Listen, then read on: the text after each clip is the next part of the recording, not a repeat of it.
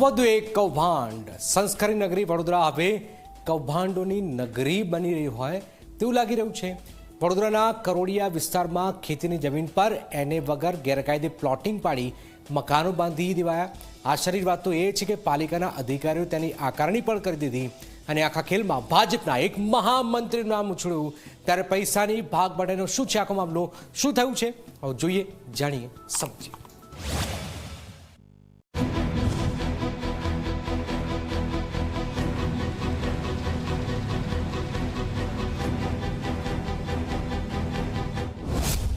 કરોડિયામાં આકારણીનું મસમોટું કૌભાંડ. ખેતીની જમીન પર ગેરકાયદે પ્લોટિંગનો ખેલ. ભ્રષ્ટાચારની ગટરમાં કોના કોના હાથ કાળા. વડોદરાના કરોડિયા વિસ્તારમાં કાયદાના લીરે લીરા ઉડાડતું એક મોટું કૌભાંડ સામે આવ્યું છે.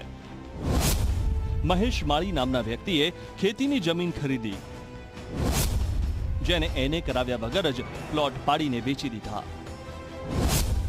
કાયદા મુજબ જ્યાં બાંધકામ ન થઈ શકે ત્યાં વડોદરા મ્યુનિસિપલ કોર્પોરેશનના અધિકારીઓએ મહેરબાની વરસાવી 16 મકાનો અને 6 પ્લોટની આકારણી કરી દીધી. એટલું જ નહીં, અહીં ગટર લાઇન જેવી સુવિધાઓ પણ રાતોરાત પહોંચાડી દેવાઈ.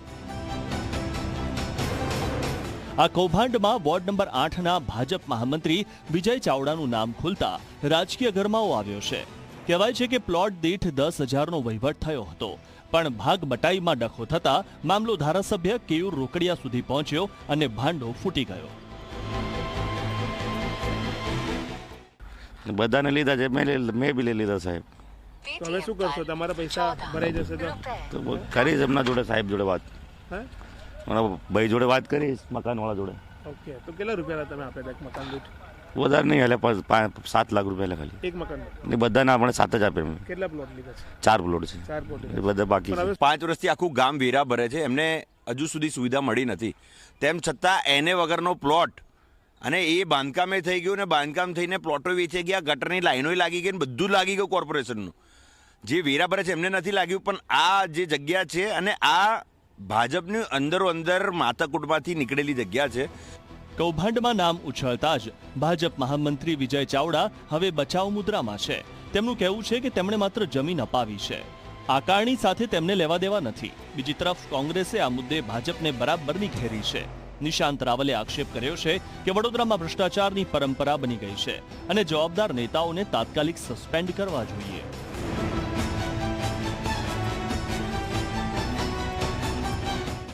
કે ભાગબાટીમાં આવું કંઈ છે જ નથી કે ચૂંટણી આવે એટલે સ્વાભાવિક છે કે અન્ય પક્ષોએ આવા ભારતીય જનતા પાર્ટીને બદનામ કરવાના કાવતરા વધુને વધુ રચતા હોય છે, બરાબર છે. એટલે આ એક ષડયંત્ર મને બદનામ કરવાનું, મારા થકી પાર્ટીને બદનામ કરવાનું એક ષડયંત્ર થઈ રહ્યું છે. વડોદરા શહેરમાં કૌભાંડો નથી થઈ રહ્યા. કૌભાંડોમાં વડોદરા શહેર આ ભારતીય જનતા પાર્ટી વસાવવાની કોશિશ કરી રહી છે. કારણ કે તમે જો કે જમીનના કૌભાંડ જે રીતે ફૂલી ફાલી રહ્યા છે વડોદરા શહેરમાં, અને એ દરેક કૌભાંડમાં ભારતીય જનતા પાર્ટીનો કાર્યકર્તા હોય, ચૂંટાયેલી પાંખનો કોઈકને કોઈક નેતા હોય અથવા એના સંગઠનના લોકો હોય, આ લોકો ધારે તો તાજમહેલનો પણ દસ્તાવેજ કરી નાખે. એટલે સ્વાભાવિક વાત છે કે ભારતીય જનતા પાર્ટીનો ખેસ પહેરો, જમીનોના કૌભાંડો કરો, રૂપિયા કમાઓ, તપાસના ઓર્ડરો આપો, 2-5 એવા નાના જે પપેટ હોય એને સસ્પેન્ડ કરો, મોટા અધિકારીઓ બચી જાય છે. હંમેશાની જેમ જ્યારે પણ કૌભાંડ પકડાય છે ત્યારે પાલિકાના અધિકારીઓ નીતિ અને નિયમોનો સહારો લે છે. ડેપ્યુટી મ્યુનિસિપલ કમિશનરનું કહેવું છે કે આ હંગામી આકારણી હતી.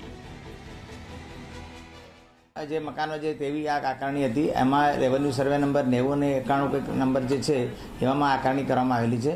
જે તે વખતે અરજદારો આવી રીતે ત્યાં ઘણા વર્ષ સુધી રહેતા હોય અથવા તો બનાવીને વેચાણ કરાર વગેરે પુરાવા, આધાર કાર્ડ વગેરે આપતા હોય તો તેના પુરાવા લઈને સ્થળ તપાસ કરીને આની આકારણી કરવાની નીતિ અમલમાં છે. તે મુજબ OUS પ્રકારની આકારણી કરવામાં આવેલી છે. આવી પ્રકારની આકારણી અંગે ભવિષ્યમાં કોઈ પણ પ્રકારનો વિવાદ થાય તો એ આકારણી આપણે રદ કરતા હોઈએ છીએ અને આ હંગામી પ્રકારની એક આકારણી હોય છે એ પ્રકારની આકારણી આમાં કરવામાં આવેલી છે. જો આ હંગામી આકારણી હતી તો સવાલ એ થાય છે કે જો બધું નિયમ મુજબ જ હતું તો ફરિયાદ થતાં જ આકારણી રદ કેમ કરવામાં આવી અને જે ગટર લાઈનો નાખી દેવાઈ તેના માટે જવાબદાર કોણ? આકારણી કૌભાંડનો મામલો એટલો ગરમાયો કે અંતે ભાજપ સંગઠનને એક્શનમાં આવવાની ફરજ પડી છે. આ વિવાદ બાદ વોર્ડ નંબર 8ના ભાજપ પ્રમુખ વિપુલ બારોટ અને મહામંત્રી વિજય ચાવડા પાસે રાજીનામા લખાવી લેવામાં આવ્યા છે. આ કૌભાંડમાં એક વાત સ્પષ્ટ છે કે જો પૈસાની વહેંચણીમાં વિખવાદ ન થયો હોત તો કદાચ આ કૌભાંડ ક્યારે બહાર જ ન આવ્યું હોત. બીજી તરફ રાજકીય રાજીનામા એ વાતની કબૂલાત છે કે ક્યાંક તો ખોટું થયું છે, પરંતુ જ્યાં સુધી જવાબદાર અધિકારીઓ સામે ફોજદારી કાર્યવાહી થતી નથી ત્યાં સુધી સંસ્કારી નગરીના કરદાતાઓ સાથેનો આ અન્યાય ચાલુ જ રહેશે. રવિ અગ્રવાલ, ઝી મીડિયા, વડોદરા.